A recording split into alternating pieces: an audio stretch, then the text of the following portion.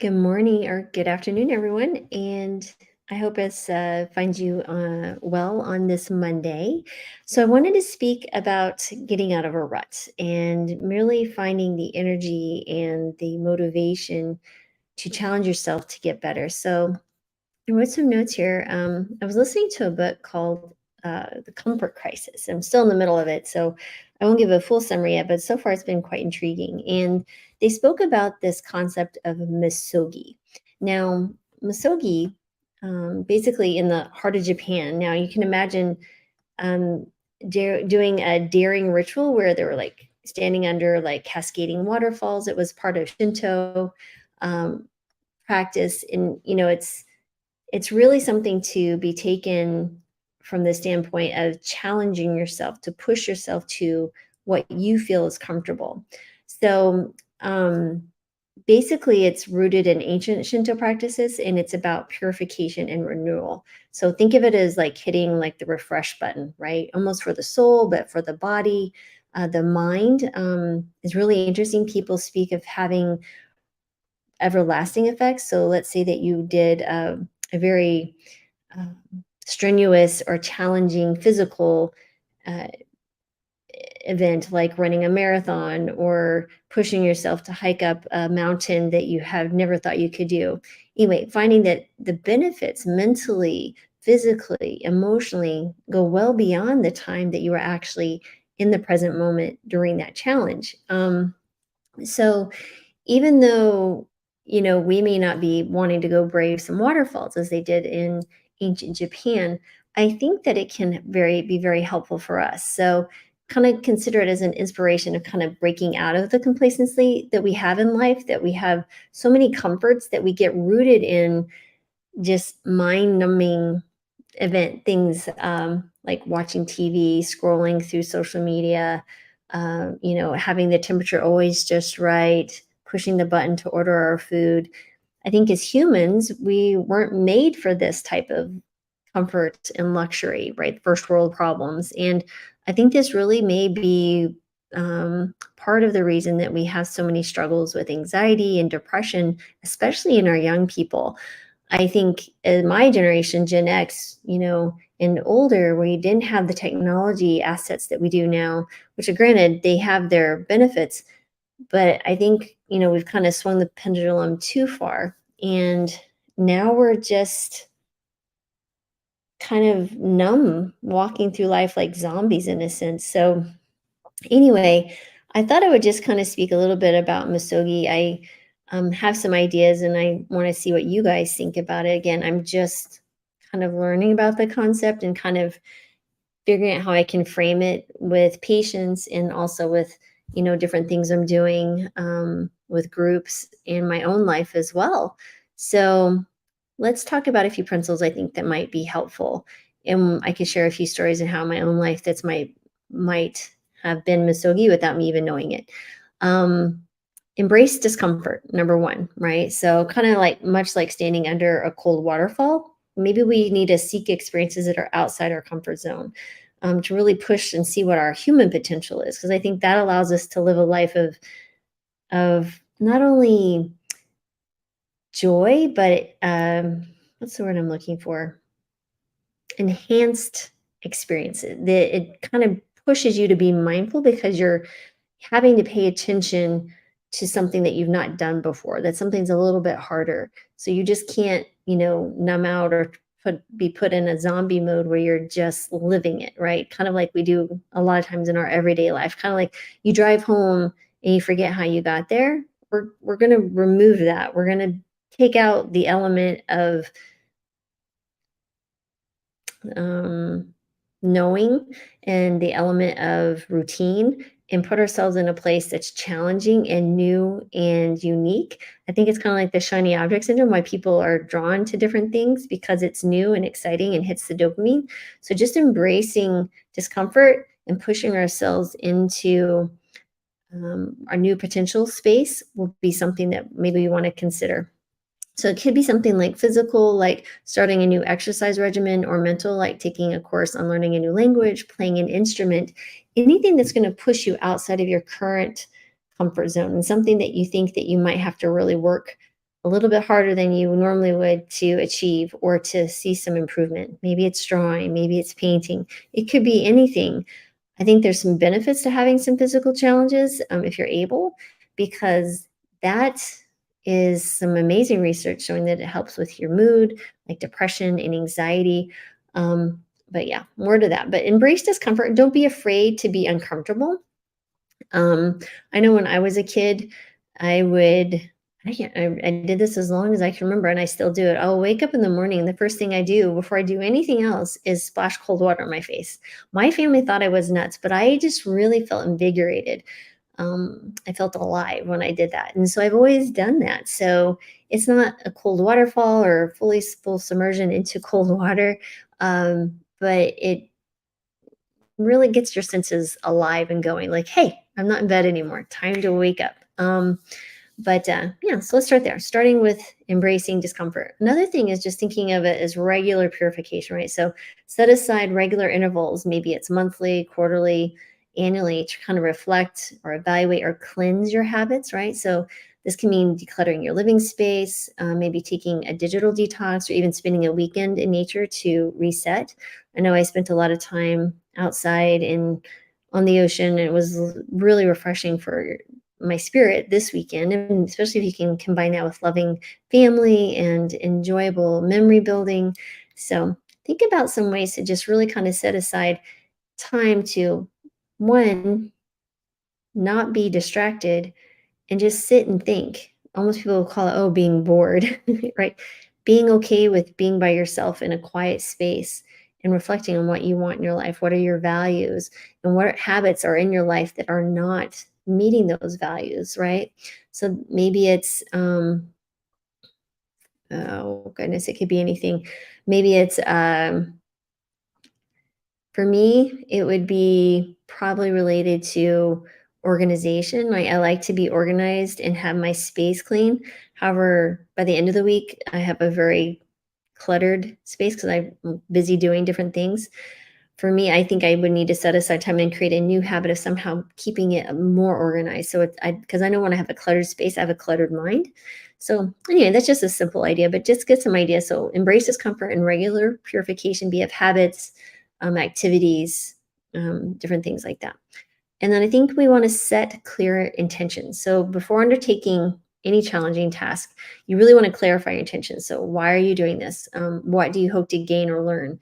This intention setting can kind of guide and motivate you. And also, when you look at your intentions, make sure that it's hooked or connected to a value, right? So if you see the value in it, if it's, let's say, family or health or independence are one of your values, maybe this new challenge needs to somehow be aligned with that. So ask yourself why enough times.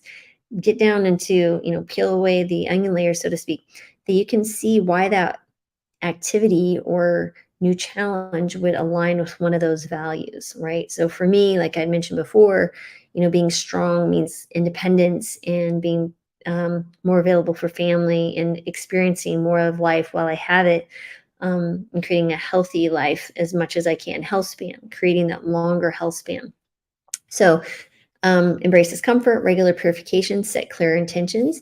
And then I think mindful practice. Mindfulness is such a strong and under, um, it's a lot of buzzwords, but I don't think it's regularly utilized.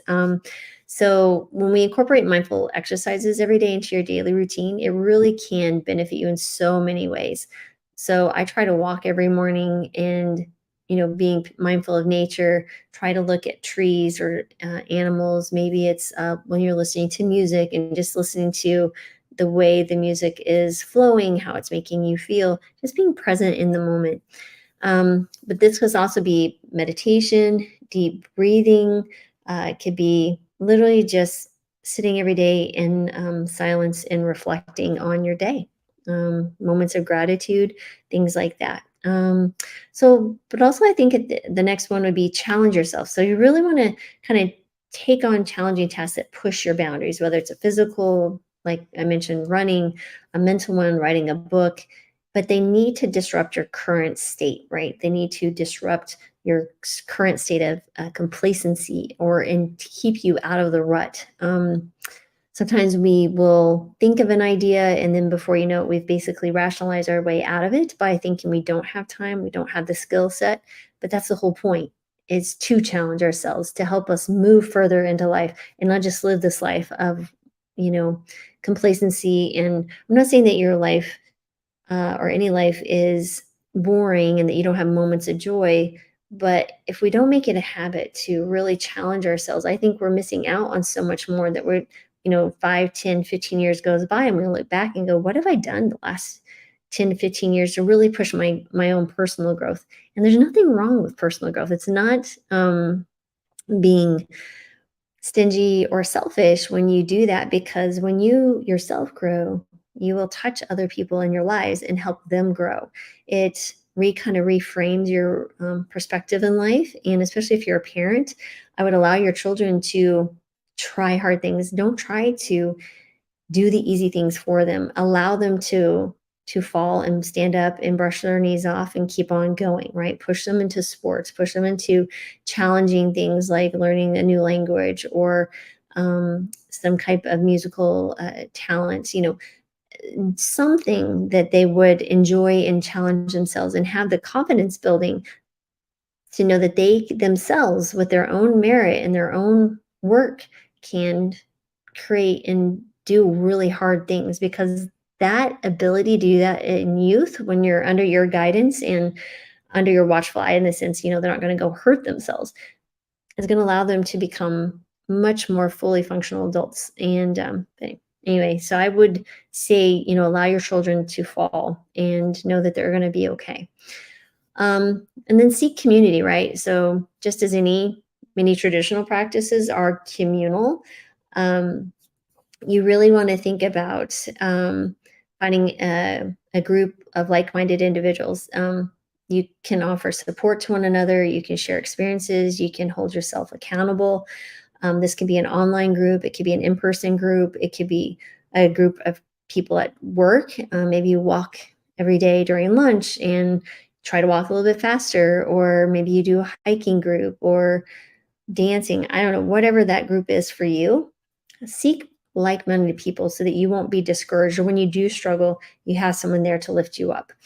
And I think another really important thing is acknowledge and let go, right? So recognize that negative habits, thought patterns, or influences in your life can and should be let go. And I know it's harder than it says, but once you identify and work on letting them go, this is kind of I think of a purification or a misogi, right? So let's say you have a continual thought of beating yourself up or thinking I'm your failure or you're a victim. I'm not saying you need to fight that thought or that it's not a thought worth having, but if it's a thought that's not allowing you to grow, or if it's challenging you or keeping you holding your back, right? It's your excuse, it's turned into an excuse. Maybe it's time to have a different relationship with that thought. And I'm not saying the thought won't come back, but if you turn into the thought and have a mindful moment with the thought, and ask it why it's here. Why are you keep representing yourself in my life? Or what are you missing? What can you learn from that experience? And at the end of that investigation or discussion, say, thank you for being here, but I don't need you here anymore. I'm moving on. And thank you for that experience. Thank you for the lesson, but I'm going to release you back into the wild, so to speak. So I think a lot of women struggle, at least from my own experience talking to patients, with self-confidence and knowing that they're worth hard work and they're worth, and they can do hard work. They can do hard things and they can be amazing. Um, and it's not even amazing like you need to have someone's applaud or approval. It's just literally, you are amazing because you are a human, and we're all extensions, in my belief, of God, and just wonderful creatures. And so yeah, you deserve that. And letting go of those thoughts, knowing you're not your thoughts, you're just an observer of the thoughts. And it's your choice how you engage with those thoughts. You can allow those thoughts to run you over, or you can allow the thoughts to just kind of sit there and be present, or you can say, thank you for being here, and I'll let you go on your way. But every time they pop up or resurface, just turning toward them and saying, again, thank you for being here, but I'm moving on and choosing a different path. Again, I know it's harder than said, harder to do than to actually just say it.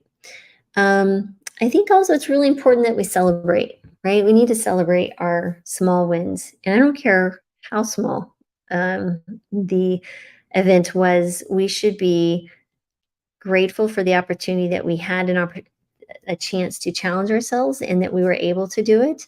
And then honestly, I think we can almost look at the failures, and I hate the word failure, um, the setbacks. I mean, that's not even a good word. The mm, let's say failure or the loss, or no, I hate the word loss. I hate to have the word negative, right? Because I see as failures or the opportunity where you didn't succeed. Let's say an unsuccessful attempt. Okay, let's put it that way. There we go. Found the words I'm looking for. If you see an unsuccessful attempt, quote unquote failure, and you see it as a reflection or a judgment on yourself, that is not how we want to engage with failure or unsuccessful attempts. What we want to look at, these are opportunities to learn. These are data. And the data is, well, what I did leading up to it wasn't successful. So what can I learn from this to improve my next attempt? And, I think we can almost celebrate those as well because we can celebrate the lesson. We can also always celebrate the wins. Of course, those are great to celebrate and easy to celebrate, even if they're small. Let's say that you ran an extra block, were working on running a mile and you ran an extra block today. Some people are like, oh, it's just a block. I'm like, yeah, but it's a block. It's a block more than you had yesterday. So freaking awesome. And that might be your Mosogi, right? That might be your challenging task is just to run an extra block. Everyone has a different Mosogi. And so I think, um, again, when we look at the failures, how we engage with the thoughts or as we kind of do a debrief of our experience, how we think about it will have a big impact on how we move forward and how we take on the next task. If we get blown out of the water before we even start, or we take it and go, you know what, I can do hard things. I've done hard things before. And yes, I know I have an opportunity to fail, but that's okay because I will learn from it. So just go do it. Yeah. So holistic approach, I think is a really good one too. Um, I mean, you want to look at your physical, mental, and emotional, and even spiritual aspects of your life. You don't want to just necessarily only focus on physical, but or only mental, or you just really want to think about all of the different ways you can look at where you can do your Misogi. Maybe it's I'm thinking of the spiritual Misogi. Maybe for you, it's going to a church or finding a new spiritual home, learning a new practice. Or just again just reflecting in nature, how we're all part of nature. I know I find spiritual growth anytime that I'm in nature, even in the morning, walking around my neighborhood, stepping outside to do work instead of being indoors. Great ways to do that. So, and then I think also the last thing is here, continuous renewal, right? So the idea behind Misogi is not just a one-time purification, but a continuous renewal, always seeking ways to grow and learn and improve and stay curious and open to new experiences. Because when you use the principles of Misogi, you can really cultivate a mindset that values growth, challenge, and renewal, right? And it can be very powerful against complacency, and it can just really help with the betterment of your health and your habits. Um, so let me just go over the notes I had here. And again, I'm just getting started on this whole Misogi thing. It just really hit me today, and then I felt like I needed to share. And I hope that you find this was helpful. Is embrace discomfort, regular purification, set clear intentions aligned with your values, mindful practices, challenge yourself, seek community, acknowledge and let go, celebrate small wins, a holistic approach, and continuous renewal. So I hope you find that helpful today. Again, just kind of had some real fun thoughts today on my walk, and I wanted to share with you. And everyone, if you find this helpful, love to hear your own comments, how you might incorporate Misogi in your life today. And I will be back tomorrow. So you guys have a wonderful rest of your day.